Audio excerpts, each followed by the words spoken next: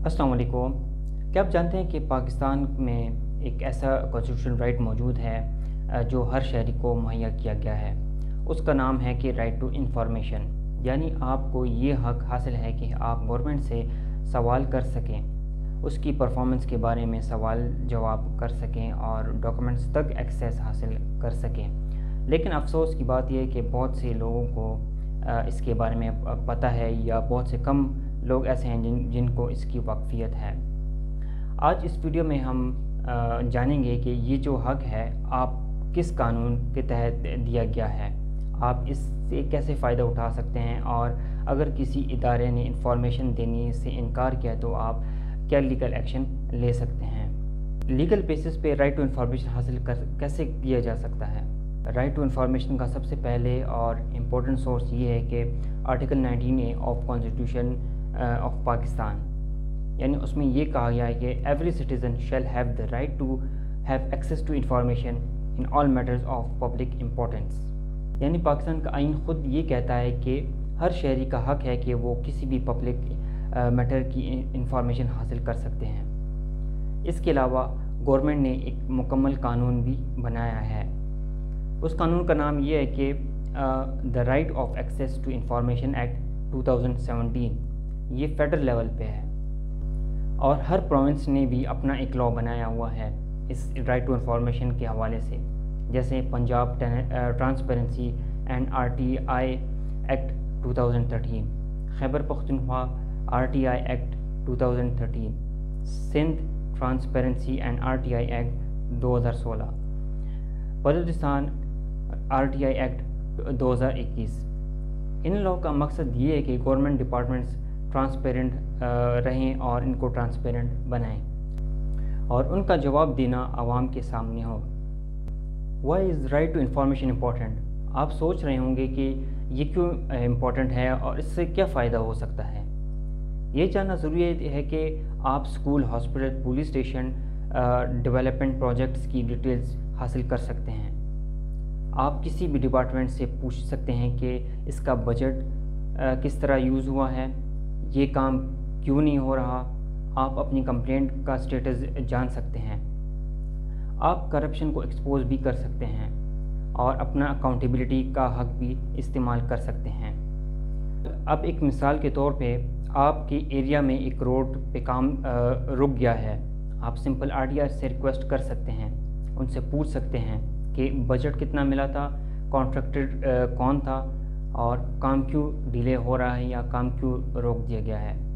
यह हक़ सिर्फ जर्नलिस्ट या लॉयर्स का काम नहीं है, बल्कि ये आपका भी हक़ है और आप भी इस पर काम कर सकते हैं। अब सवाल ये है कि RTI कैसे फ़ाइल किया जाएगा। ये प्रोसेस बहुत सिंपल है।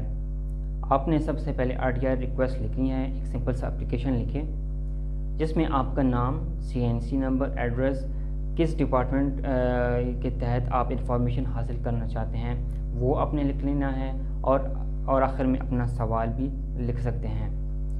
और दूसरा ये कि आप उस डिपार्टमेंट को अपना सवाल, अपना कंप्लेंट सेंड करें।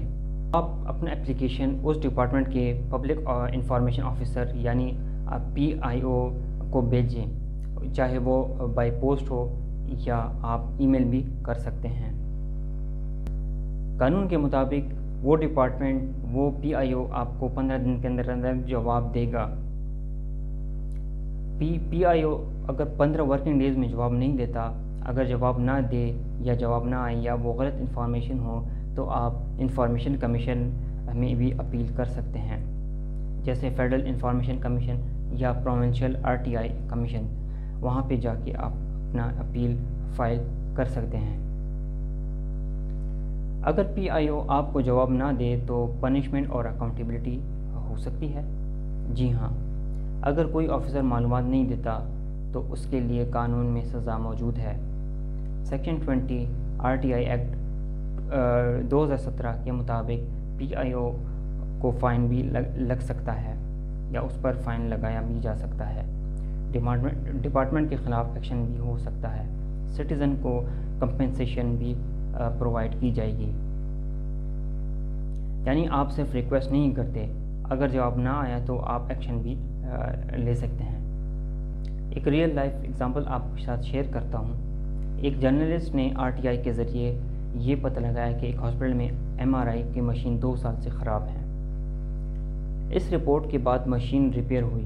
ایک شہری نے یہ معلوم کیا کہ اسکول کا جو سرکاری ٹیچر ہوتا ہے، سرکاری ملازم ہوتا ہے، وہ کئی مہینوں سے ایبسنٹ رہا۔ RTI کے بعد ٹیچر کو سسپینڈ کر دیا گیا۔